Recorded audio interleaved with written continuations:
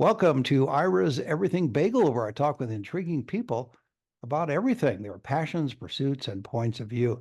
My guest today is R.J. Stewart. He's author of Crazy Hawk, a dystopian post-apocalyptic, say that three times, thriller about a fierce woman on a rescue and revenge mission. And it's available on Amazon, Barnes Noble, and all the usual places.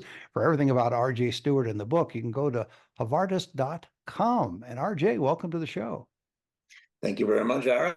Thank you for having me. Absolutely. Well, I want to talk to you a little bit about your background before we delve into the book. I'm more of a nonfiction person, but I always am fascinated with the lives of people who write fiction because it's a lot of times it's based on their own experiences and they exaggerate a little bit here or add a little color there. But your background is that you've been a Hollywood writer and for I think around 22 years, correct? Yeah, oh, yeah. That's well, if you count the years before I started working regularly, I was doing that for about 3 decades, 30 years. So how did you get started in that field? What were you doing before? What led you to Hollywood? I came to Hollywood as an actor originally. I wasn't long before I switched to writing. Just enjoyed more. It used more of myself in writing, and I worked as a Teamster for 9 years. Now, when I say Teamster, this isn't cross country hauling or something. I Right. was a delivery guy. I worked for a printing company. We had a bobtail truck and a step van and a Honda, and I would deliver. I frequently delivered to studios, and so I was very aware of Hollywood. One time, Clint Eastwood sat in my car. I took an elevator ride once with Robert Blake. So I was having a feel of being in Hollywood, and that sort of inspired me to start writing screenplays. And I wrote short stories at the time too, and I even started a novel or two. But I started committing full time to screenplays, and I wrote a screenplay called Good Company that was about a driver who drives around LA and delivers, and also that he aspires to be a writer.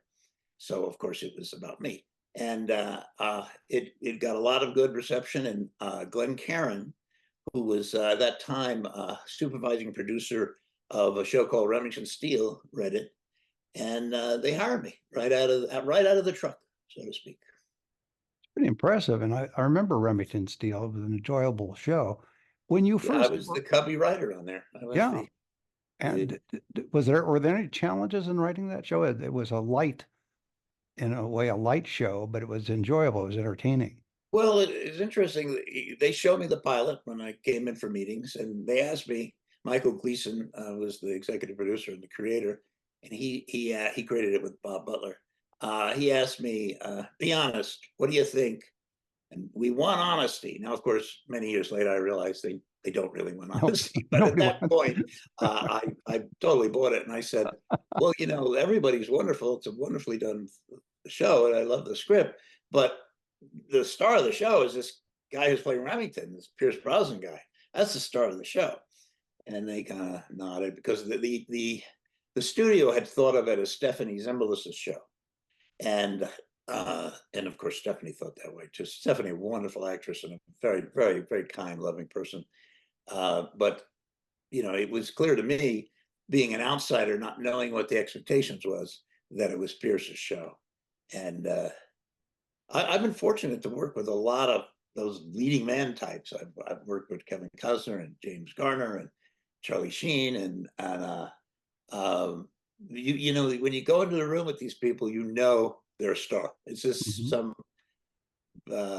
indefinable thing that of course carries into the screen, because that doesn't always happen. But so anyway, working on the show was very valuable to me. I learned so much, uh,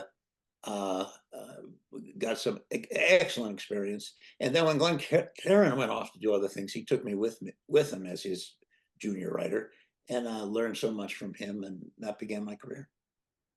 When you first were delivering to the studios, did you get a sense, because you appear to be a fairly practical person to me. I don't know you, but you come across as a very practical person, even though you're in a creative community. When you were driving into the studios and delivering, did the magic of the studios appeal to you, or did you just see them as just buildings you're delivering to? I think at first I was just buildings and delivery. I wasn't starstruck at first. So you might think it would be the opposite. I'd be Right. starstruck and then become jaded. But no, it was starting to see celebrities and stuff. I realized, this is a really cool world I'm in here. And I don't know. I think when you're outside of it and have no participation in Hollywood, so I shouldn't say no. I actually had a good friend who worked was a writer for Mannix and other shows like that at the time. Mhm. So I had some little contact with it, but very little. And from that experience of going out of the sets and seeing people filming and seeing some stars, as I told you, Clint Eastwood one time, and I ran into Catherine Ross a weird amount of times. I don't know why that happened, but the result is I started to get sort of enchanted by the world, and so it's kind of the opposite of what you'd expect. When you are in that world, it strikes some people as organized chaos. There's clearly organization to it. You can't be pumping out movies and television series without some sort of industrial size organization in the studios, but it does look to the outsider as somewhat confused or chaotic. Oh, I think there's some truth to that because I think William Goldman started his famous book on screenwriting on his life in Hollywood, saying nobody knows anything. Correct. That is true. Um, uh, it's movies and television are different because in movies you can always say no to a movie. You can always say no. In television, there's a limit of how much you can say no to because you got this hole that's going to appear on the screen, in a certain amount of time, and so you got to fill it.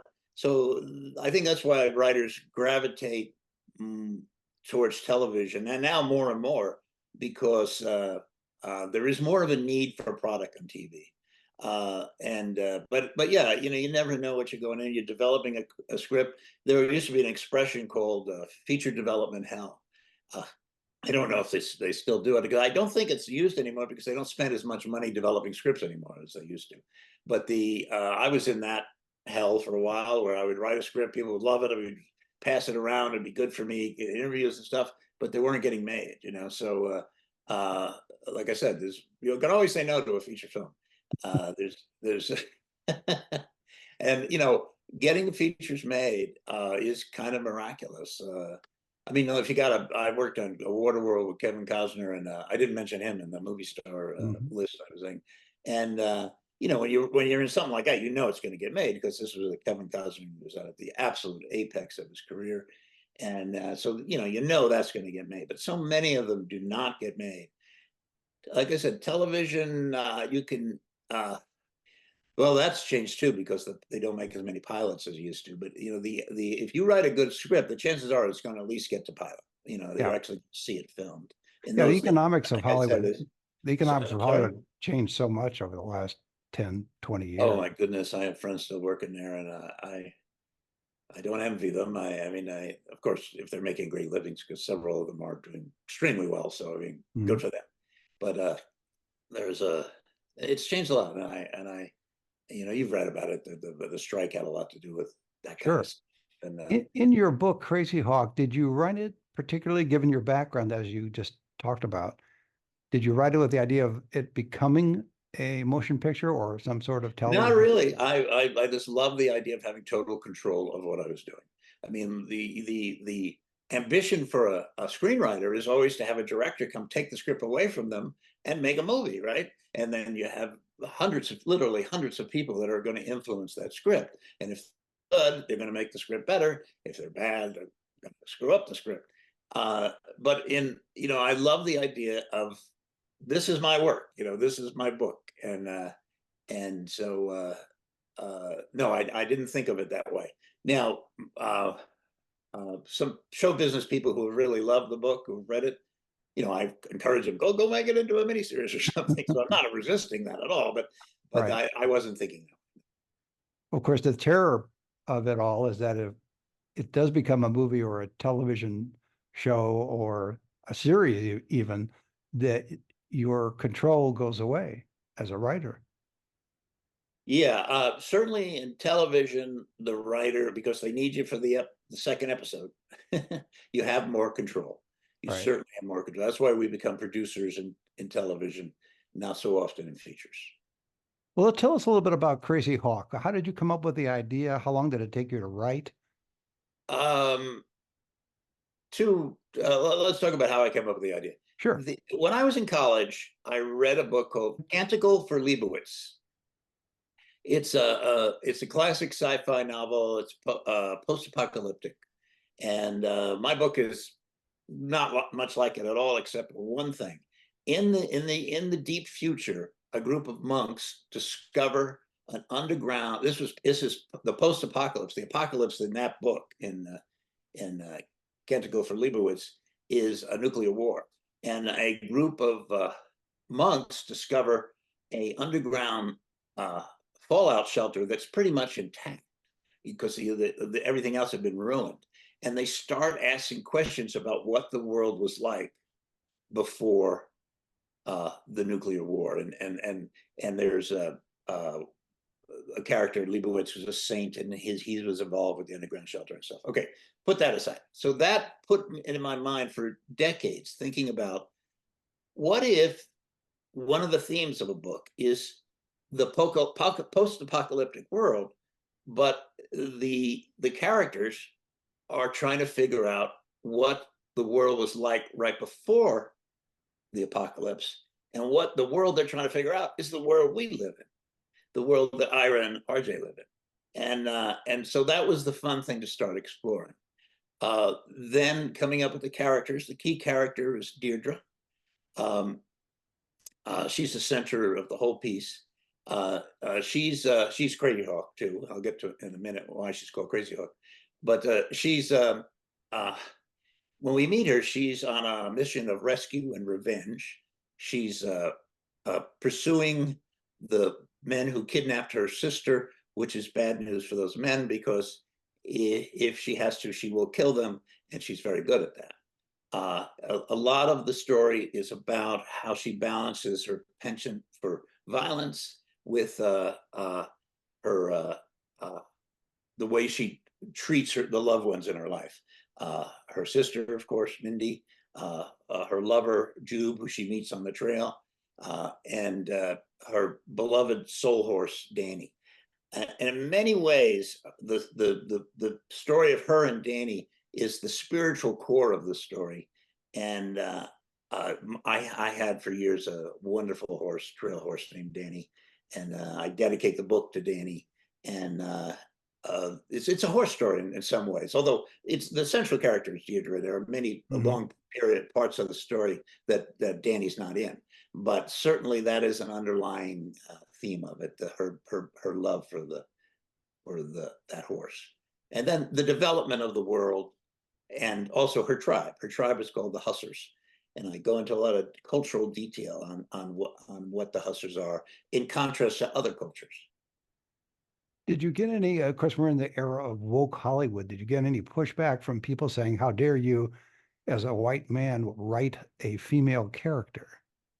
Yeah, and her romantic lead is of African descent. And at first, her antagonists are the nations, which was a league of indigenous people. The Apache Nation, the Hopi Nation, the Navajo Nation, etc. So yeah, I was a little nervous about that, but so far not at all. People have not gone there at all. I got That's a real good. nice review from Kirkus that they didn't mention anything like that. So I was a little nervous about that, but I think maybe, yeah, I know in Hollywood that is, I have white male writers who live in terror of that, but I don't think it was as applicable to a novel. Good point. So Deidre came to you full blown, or did you have to think about her for a while Oh too? yeah, a lot of thought. So that gets to the other question of when did I conceive it? I started writing on it in 2014. Now, you say, did it take 10 years? I said, not really, because unfortunately we had some family tragedies that distracted me from it. In 2014, our daughter was diagnosed with stage 4 cancer, and that Sorry. she passed in 2018. So that was a major distraction. Of course. And I didn't work a lot there. I know there is a psychological truism, air quotes around truism, that if you're busy and stuff, those kind of tragedies are easier to cope with because you've got something to occupy time. I did not find it that way. I was blessed that I was retired and I could concentrate on uh, uh, loving our daughter and eventually saying goodbye to our daughter and caring for grandchildren and stuff like that. So I didn't work much on the book in those 4 years.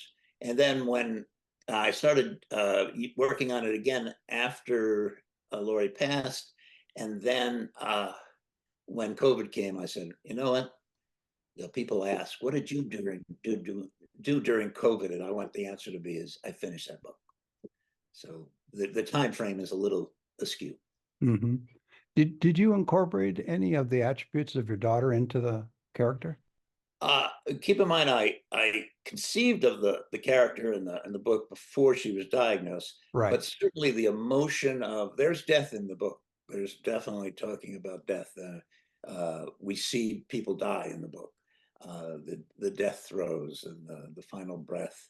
Do one scene put the point of view of someone who's dying, and I took that very seriously. There's no question that I was influenced by Laurie's.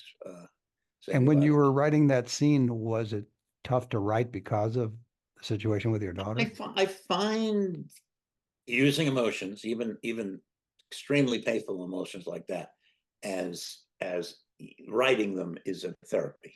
And I would say, while I was writing it, I was inspired. I was driven, like, oh, I'm into something here, and this is going to work because I understand what's going on. I'll tell you something. When my beloved horse Danny died in 2021, another reason I was doubled down to finish the book, because now I didn't have horseback riding to distract me from it.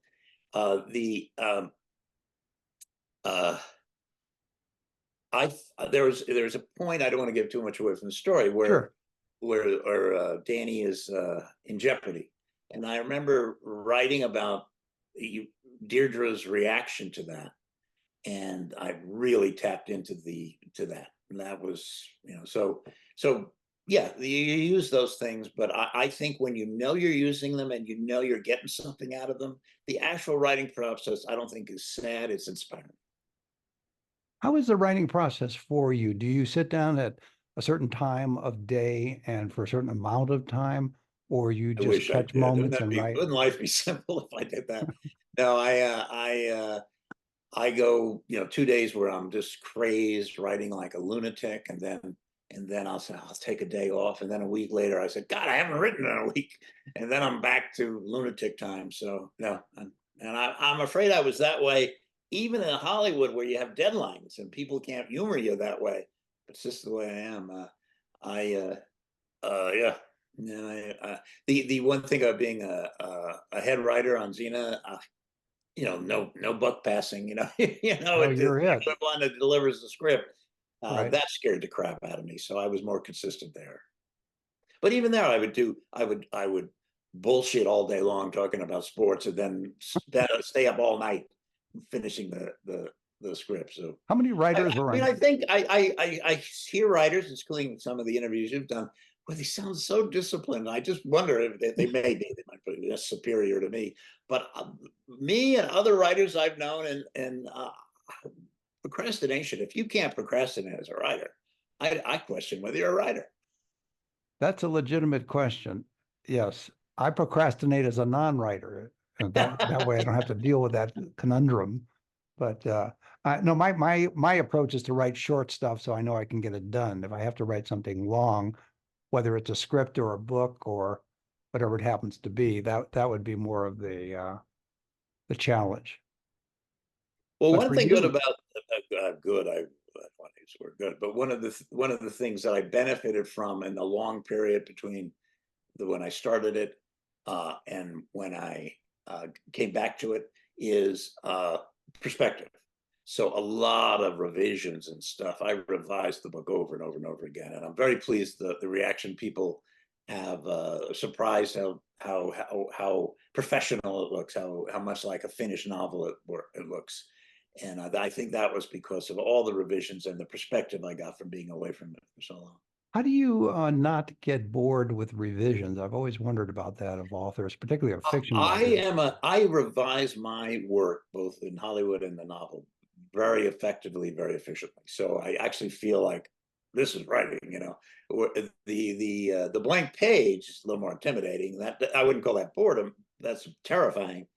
Looking at the black page, but no, I don't consider revising boredom. What is boredom is when you get to a kind of a copy editing stage or a proofreading stage, and you send it off to proofreader and they come back with a lot of notes. Oh my God, that's boring.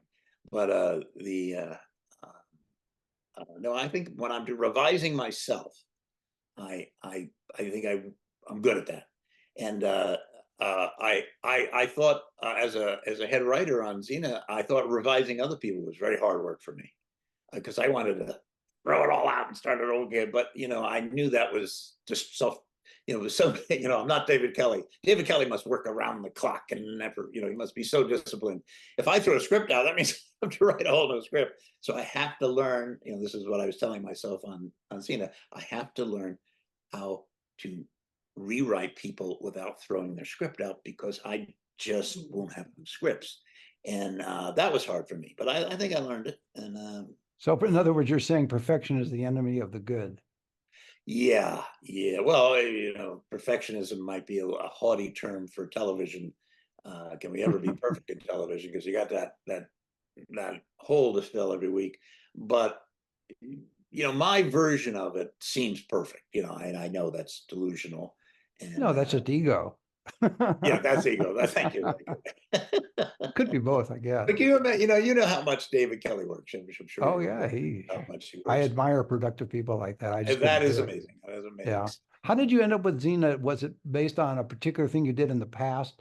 You just knew people, they knew what your work was like, and Yeah, yeah. their take on it? I had met with Rob Tappert several times, and they invited me in to take a shot at the pilot. And the understanding whether if they liked the pilot, then I was head writer, executive producer, and they'd run with it. If they didn't like a pilot, we'd go our own ways, which is a kind of somewhat unusual way to do it. But I think we're all happy with that, because I didn't want to be there if they didn't want me. Anyway, they loved the pilot, what I did for the pilot, and then I got the 22 on the air, and you know what those magic words mean. And so Oh, we were off and running. excellent. There's a rumor I heard, and I know it's actually fact, that your family's roots go back to the 1830s in America. Yeah. That's in New York. Yes. Do you know the movie Gangs of New York? Yes. The Daniel Day-Lewis played Bill the Butcher. Mm-hmm. My great grandfather in that time, no, great grandfather, two greats, was Bob. See, the movie's Bill the Butcher. My great grandfather was Robert Herring. He was Bob the Butcher. He was worked in a big butcher factory, like what we would have today with a slaughterhouse, where Right. they cut up the meat and For stuff. want of a better term, yes. Yeah. That's what it is. And so yeah, and then he following the because how much can you get from the records you pick up on ancestry.com is occupations is one of the things, because uh, uh, he was a butcher for a while. Then his son became a conductor, and I don't know. I guess that was a conductor of streetcars, maybe. I'm not sure what a conductor would have been in the 1850s and 60s.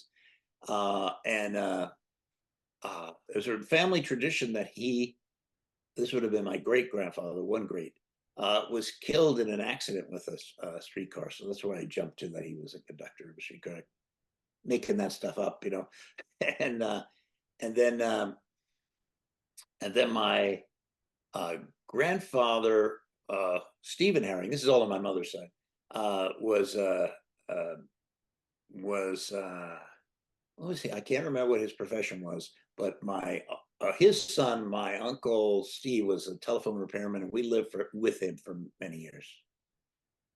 Well, your next book My is going mother to, explained that he was the only one that had a job. They needed telephone repairmen in the 30s. You see, oh in the yeah, 30s, everybody was out of work. But of course, the Depression. I have a new title for your new book called The Crazy Butcher. So, what would be the one thing you'd like people to take away from reading Crazy Hawk?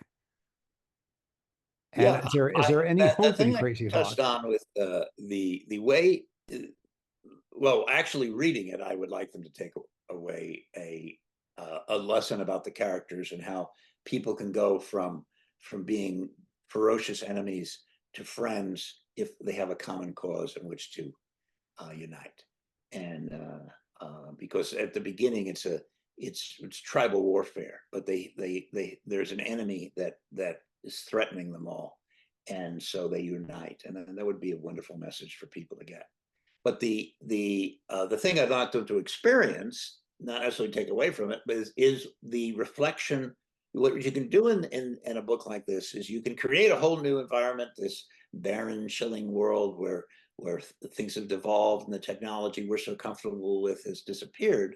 But you can also reflect on the world we live in.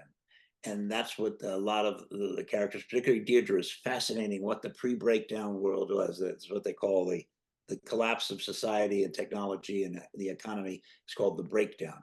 They call it the breakdown, the people in the future. And she's trying to figure out what was the pre-breakdown world. And so any little sample of that they get in her tribe, which are called the Hussars, they have a technician who's able to power through some solar panels that that they found, relics of solar panels, because there's ruins everywhere. Sure. One of the problems I have with sci-fi, some of the sci-fi thing is like the world we had just disappeared, and then sort of a new world came up, but there'd be remnants of our world there. And so you figured out how to use solar panels to power a DVD player. And that was a glorious breakthrough. They got to watch DVDs of what life was like before the breakdown. And so the reflecting on our society through the eyes of the people of the future, looking back on us is an important element of it. And what's your future plans? Are you ready for another book? Yeah, I'm actually the Hovartis. That's my the book publisher that that's my printing name. And the web the Hovartis is spelled Hovartus, and that's hovartis.com is my web page. But the main character in a novel I'm working on is called Cicero Hovartis, and so it's deep future, deep future, and in a way I try to tie it into the novel I wrote. See, the novel I wrote takes place about 100 years after the breakdown, and the Crazy Hawk, and I'm imagining the breakdown is going to happen in about 50 years. Okay, so it's about 150 years ahead of where we are right now, and so, but the Deep Space sequel is suggesting that they are aware of Crazy Hawk as a famous revolutionary and not a revolutionary, a leader of the revival of society. Well, we'll look forward to it. And that's a great way to leave it. My guest has been R.J. Stewart.